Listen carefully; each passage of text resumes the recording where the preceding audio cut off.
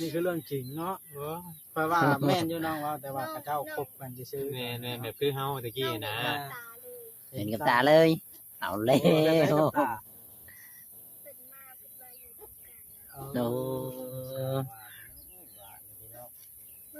ให้คะแนนได้จักเปอร์เซ็นต์นี่ เพิ่นมาลิ้นน้ำกันยาวกะเพิ่นขึ้นมา2คน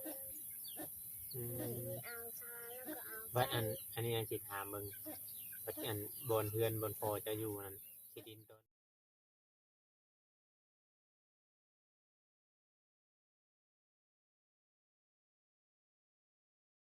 สบายดี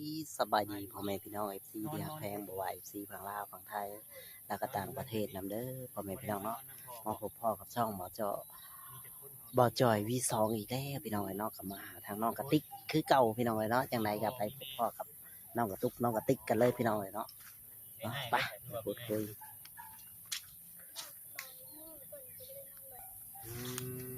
สบายดีเด้อบ่าววิ สบายดี โดย เนาะทางบ่จอยก็มานํกันพี่น้องเอ้ยทางบ่บอสนำนั่นเองเนาะ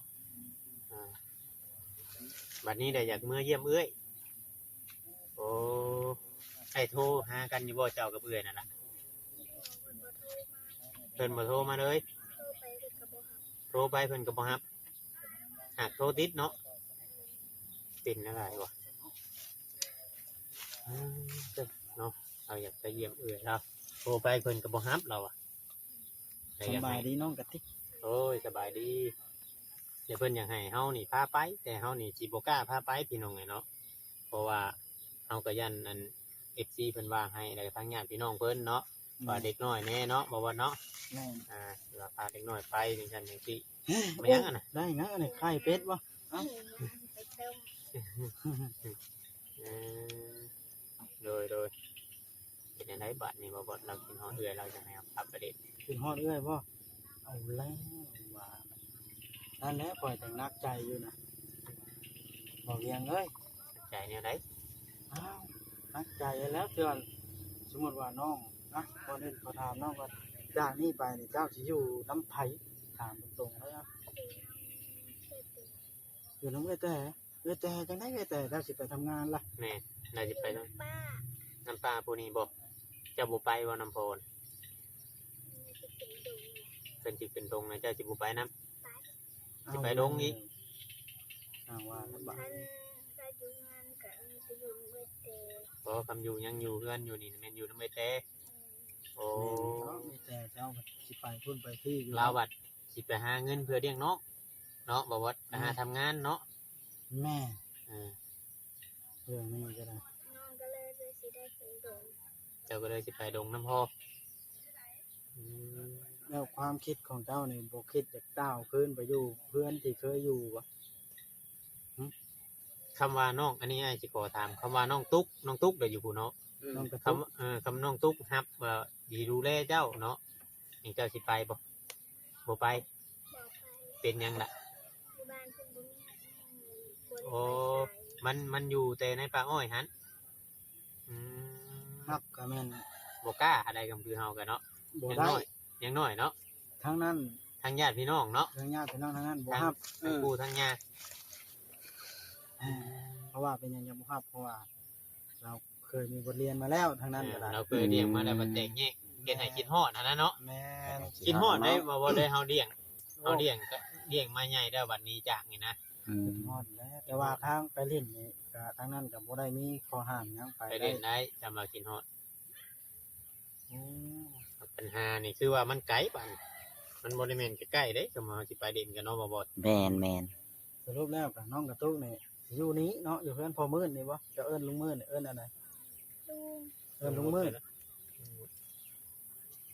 ลุงมื้นเลยเนาะ เออ เกิดป้ากับป้า อืม แล้วน้องน้อยแห้งนั่นก็คือนี่นอนน้ำไผ นอนนอก นอนน้ำเจ้านี่ โอ้ เอื้อยแต่เรานอนหลุมมันครัวมันมีของหนึ่ง แล้วคำมาแจ้งมาไผเป็นผู้ป้อนข้าวป้อนน้ำน้องยังน้อยปานนั้น เปิดจิตเอง หาให้เพิ่นกินเองเลย เอ้า เพิ่นกินแกงได้หรือบ่ได้นี่ กินแกง เป็นแจ่วเป็นแจ่วปูแจ่วปลาแบบนี้กินได้ คนละมือเป็นบริจิตเที่ยวปูมือเป็นกับกินต้มหนัง ต้มนาง เปื่อย ต้มนางเปื่อยนางแบบไร หนังงัว นางงัว นี่แหละว่าเวียงเลยลำบากอยู่เนาะ ลำบากไง ลำบาก ทั้งที่ ตอนนี้นะ ไผสิเอาเงินเอาคำมาเลี้ยงน้องหั้นนะความหมายเพราะว่านั้นแตกอะแตกแยกกับอันนั้นแล้วผู้ที่เคยเลี้ยง โดย พ่อกับมีเมียใหม่แล้ว มีไม่กับตามที่ว่าเฮาเบิ่งพ่อแล้วแบบเฉยชาเนาะ แม่ แบบเราเป็นคนใจเย็นเนาะ เย็นชา คนใจเย็นเย็น มาลุกง่ายๆฉันแต่เมื่อก่อนฉันก็บ่ปล่อยไปเลยให้นักแต่เลี้ยงละเนาะ เนาะแต่ก่อนพุ่นเนาะ แม่ ตอนเป็นนิดว่าคันน้องบ่ขอมาน้ำเปิ่นกับเปิ่นก็บ่ให้มา พ่อเจ้านะ เพื่อแต่ เอาตะกี้เพิ่นอยากป้าชุมเจ้าไว้พุทธ ปล่อยทายนะบ่จอยเบิ่งเนาะทายอยู่บ่ ไทยอยู่ไทย ว่าเจ็บมันเราก็เก็บคงส่งเสื้อผ้าไก่จะเก็บ โอ้เจ้าเว้าดังๆเลยเด้อมันบ่เข้ากล้องค่อยนะเสียงเจ้านะ เสียงคอยเนาะ เจ็บคอ เจ็บคอเป็นยังไงเจ็บคอ กินขนมอบ กินขนมอม กินอมยิ้ม บ่บ่จอยเอาเงินให้บ่เราถ่ายคลิปกันฮะเอาให้แล้วบ่ ยังวะ เปิ่นให้แล้ว15ทุกคนได้15 โอ้สุดยอดเลย อด นะ ดีว่าจ เจ้า อย ขอบใจเพิ่นแล้วว่าบ่ ได้ ได้ แล้ว ซื้อกระต้มขนมให้น้องแล้วกินแล้ว ว่ามี FC หลายๆคนเพิ่นว่าทายน้องนะให้ค่าโตน้องนี่เด้อว่าตุ๊กว่า เอาก็ให้อยู่พี่น้องเลยเนาะกินนี่ให้น้องเจ้าผู้น้อยนั่นแหละเมื่อกี้นี่9,000เพราะว่าเพิ่นไปซื้อขนม เพิ่นคันหลายๆคนผู้เดียวเพิ่นก็ได้เบรกเลย ผู้น้อยนะวันนี้เจ้าก็อยากได้ส่วนของเจ้าทางหางเนาะแบบนี้ต้องจัดอีกแล้วว่าจอย10,000 มาจอยต้องให้50 มาใจเอาเงินมาได้ใช้ ไปจัดแต่งอ่อนผู้เดียวเลยเนาะ ว้าย บ่ชวนไผ เดี๋ยวบ่ได้ชวนไปได้บ่น บ่ เอาตัวไปกินน้ำซีน้ำเจ้าบ้าน กินเถิงไปได้ เอาเข้าบ้านมาบ่ คอยก็ได้ไปได้ โอ้บ่ไปได้เพิ่นรับ ฝนตก ลาวเลย ค่อยโทรใส่บ้านบ่เห็นบ่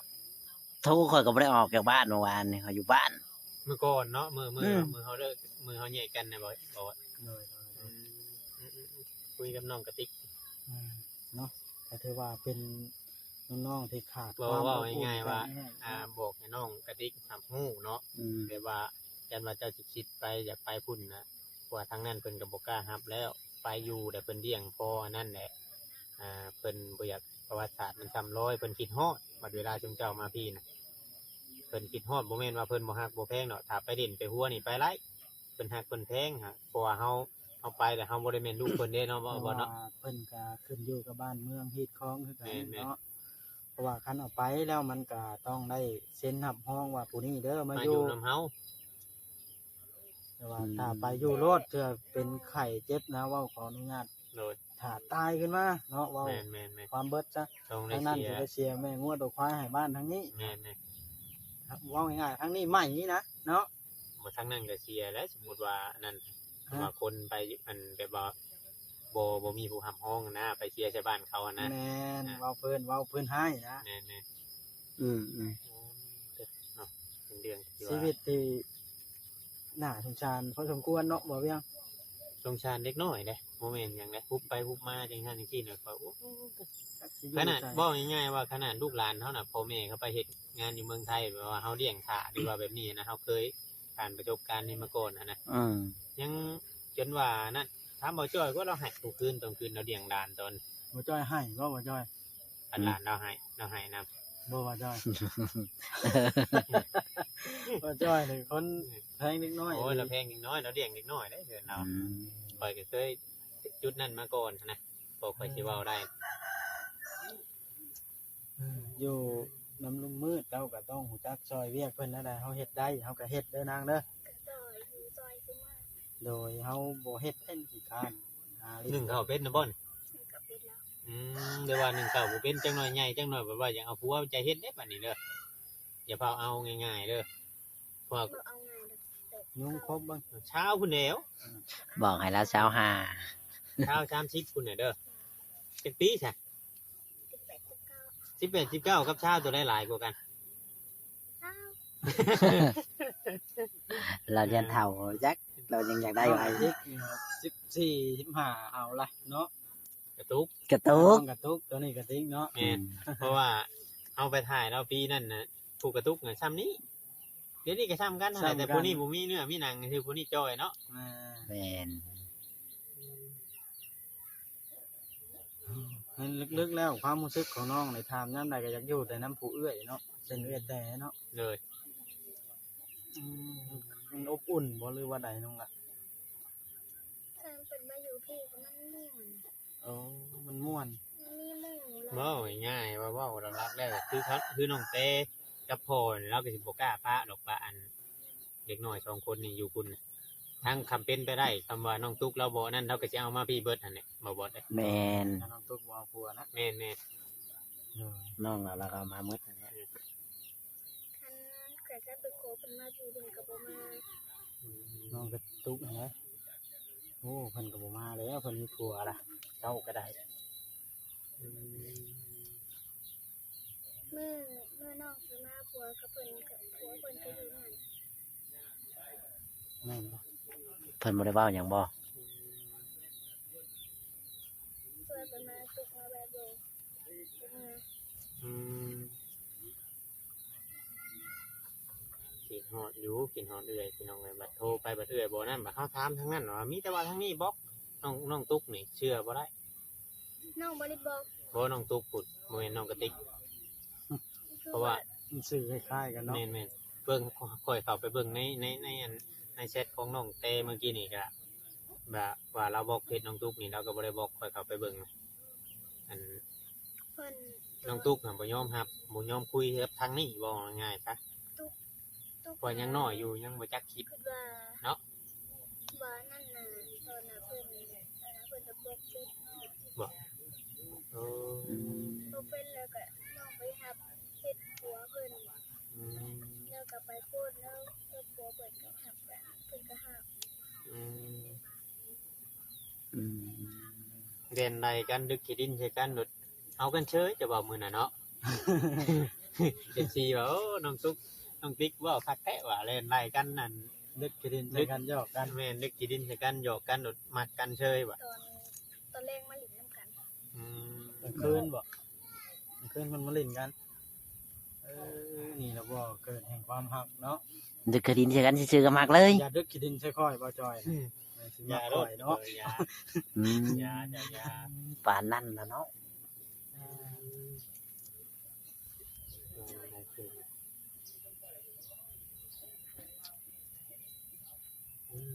เนาะ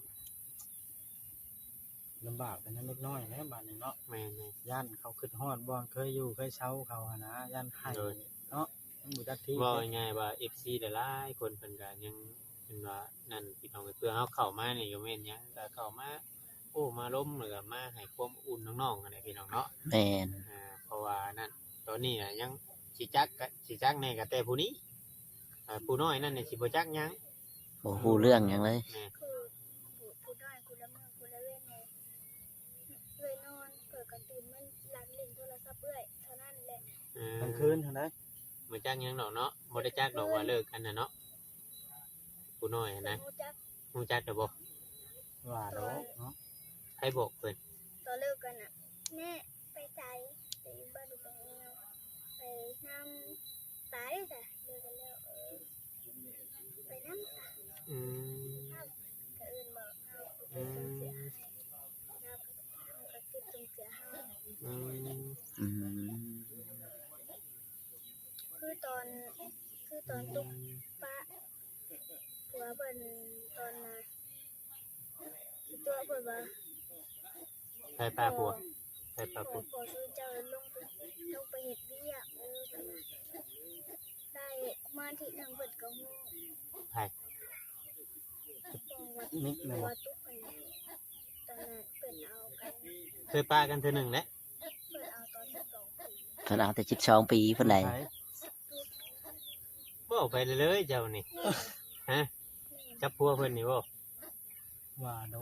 ก แล้วก็มาเลิกกัน บ่แม่นตอนนั้นน่ะเพิ่นคบกันแบบว่าให้ใจเป็นแฟนกันนี่นะมันบ่ถึงขั้นเอาเลยนี่ มาอยู่ด้วยกัน ว่า เอามาอยู่นำกันแล้ว อย่าเจ้าอย่าเบ้าพอได้แต่มา FC เพิ่นสิว่าเนาะว่าเนาะ เออ เลิกไป เพิ่น แล้วเนาะ เพิ่นคบกันน่ะซื่อ อ่า คบกันเป็นผู้บ่าวผู้สาวกันน่ะซื่ออย่าไปเว้า อืม อย่าเว้าเด้อบัดนี้เด้อ เอาได้ อย่าเว้าเด้อจังหน่อยแม่ใหญ่พ่อใหญ่เพิ่นให้ได้เด้อ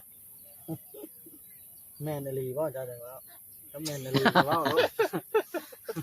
นี่คือเรื่องจริงเนาะ โอ้ เพราะว่าแม่นอยู่น้องเว่าแต่ว่าเขาเจ้าคบกันซื่อๆ แม่แบบคือเฮาตะกี้นะ ตาเลย เห็นกับตาเลย เอาแล้ เห็นกับ ว ตา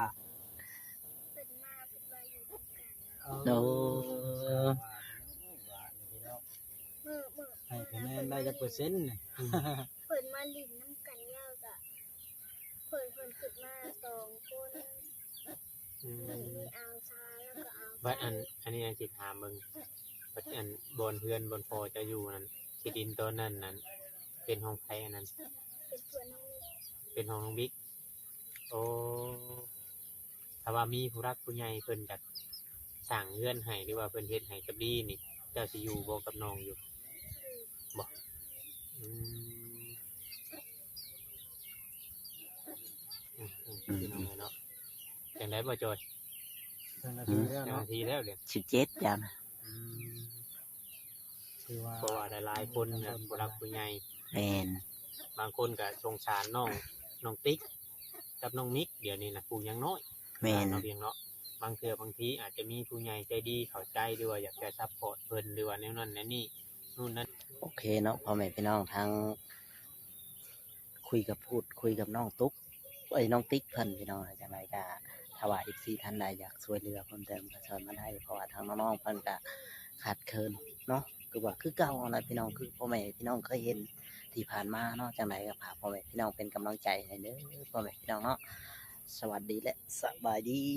ดีเนาะพ่อแม่พี่น้อง FC ที่ฮักแพง